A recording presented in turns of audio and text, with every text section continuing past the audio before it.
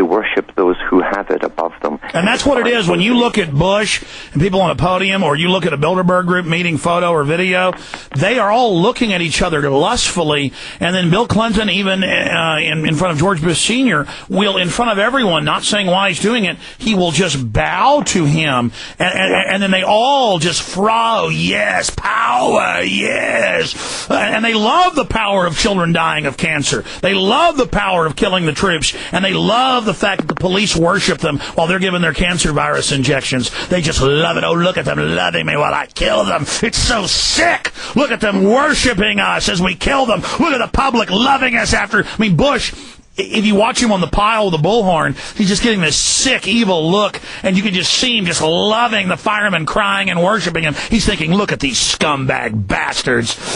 Just look at how I've killed a bunch of them, and they love it. I mean, he's feeding right there. Yes.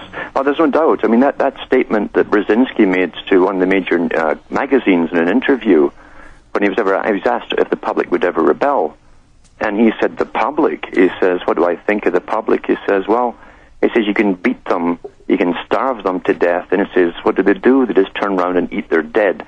He despised the common public, despised them with a hatred. Well, that's like in the book, Kiss the Boys Goodbye. I mean, Kissinger wrote himself, the military are dumb, pathetic animals to be used up as cannon fodder. And they just go, yes, sir, murder me, kill America, I love it. Yes, sir. Yep. That's the name of the game in the psychopath world.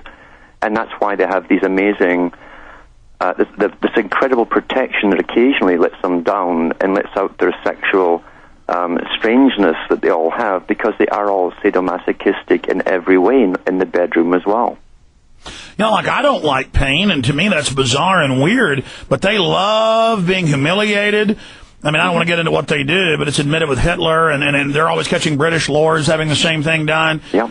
And they love to be beaten. They love to have crap smeared all over them. And they're going to do that to us, folks. See, that's their love for us, is brutalizing us and crapping on us. Yes, yes.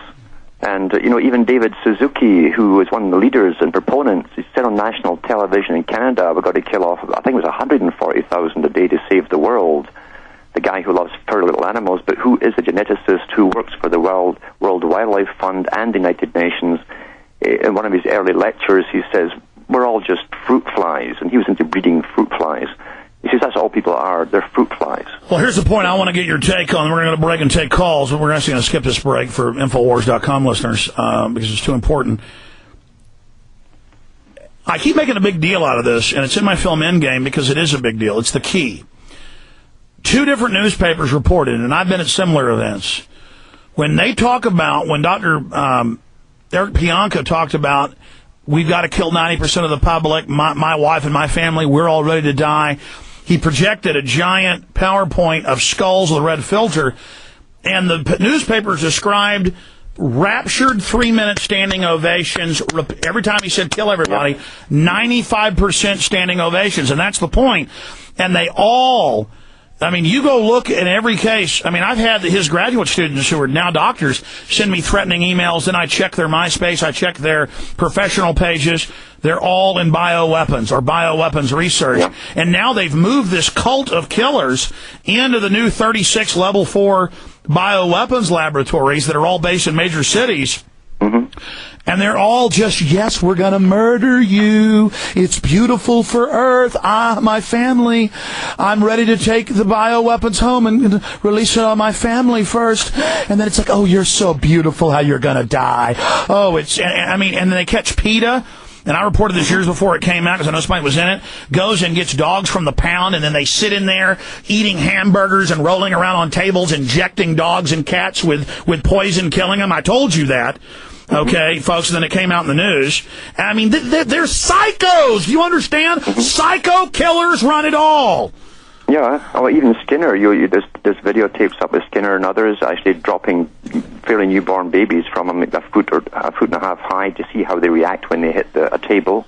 I mean, that's what they are. These people are utter psychopaths, and we better understand that quickly, very quickly. And the whole world is being built into an amusement park for the elite to cram us through meat grinders, slit throats, rape children, bioweapon, because they think death and piles of maggot-covered bodies are beautiful.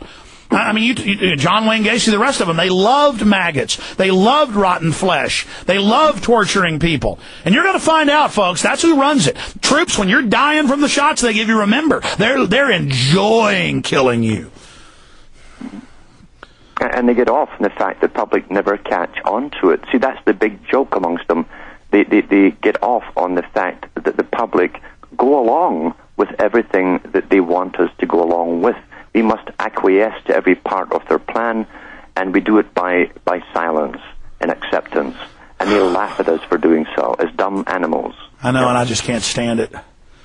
God, I can't stand it, Alan. I mean, I know you say it's casualties of war, got to move on, but I can't believe a bunch of spindly-necked, pot-bellied pedophiles who love dead bodies and love torture and black uniforms run the planet. Yes. I mean, I just can't believe what humanity could do if they weren't holding us back. That's just it. And even some of those involved, like Lenin, who was well trained by the big bankers to do his role, who said communism is the new, it was going to last 70 years, and he was right on. He said that there are 1,000 directions society could go in, human society, but they must not be allowed to know that. They must think the one they're born into, the system they're born into, is the only natural one that could have evolved.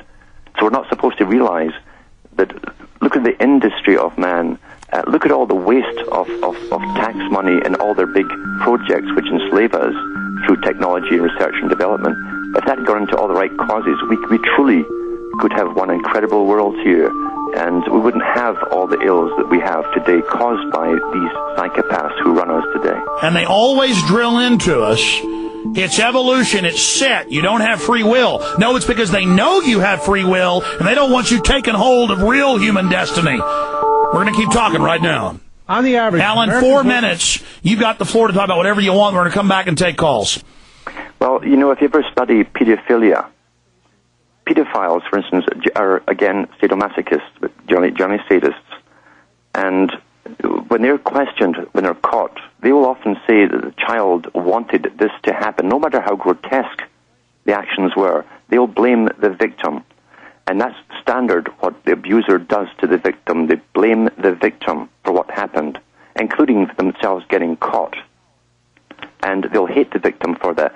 Now, they've created a system of abuse in the world. This is an abusive system, and the public are trained to go back to the abuser for help when the problems brought on by the abuser affect them. That's how the system is.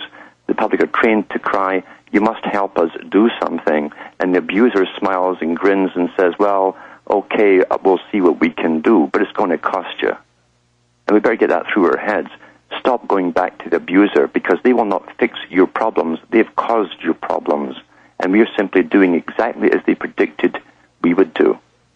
We've got to understand the behavior patterns here in the mind of the sadomasochist psychopath who runs the planet. Or we're doomed.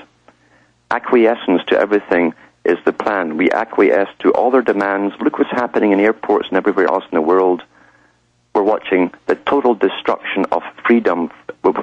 All the rights that were fought for over many, many centuries have been taken away over the last few years under this absolute absurd notion of terrorism. And terrorism had nothing to do with it until you realize, to the elite, we're all the terrorists, you see. Any individual with a thinking mind who understands what's going on is a terrorist. Any person who says, "I'm not going along with this agenda of genocide," is a terrorist. We're all terrorists. If you want to get married and have children and pick your own mates, you are a terrorist. That's not to be allowed in the near future. The young children at school are being taught right now to even volunteer themselves for sterility to save the world. And there's even some come forward to do that. I said that would happen 16, 17 years ago. It's happening. When you read their agenda, which they publish copiously, you know what they're going to do next. It's quite simple. But you've got to get off that mainstream television, away from the talking professional liars that are well paid to lie to you, and start thinking for yourself and talking to each other. When television first came in, it didn't just separate people from talking within the community. it stopped everyone in the household from talking to each other. Well, look where you said it. You said it in the center of the living room. Everybody's focused on it. It becomes the center of daily life. Absolutely. And it destroyed... in Britain, there was a campaign. In Britain, most of the bars there are run by 2 or 3 big chains. And people used to go into the bar. That was a community place where everyone talked. And it doesn't matter who a stranger could walk in, and you can go around everyone, and you'd go into conversations on every... Now you go in a bar, and they all want to watch TV. Yeah, but I can remember when they put them in, and it came in all at once. In every pub at the same time, giant televisions, the volume was up so loud, it was all sport, you couldn't hear yourself talking. That was a deliberate attempt by those who ran the system to stop all conversation and communication between people in communities, and it worked.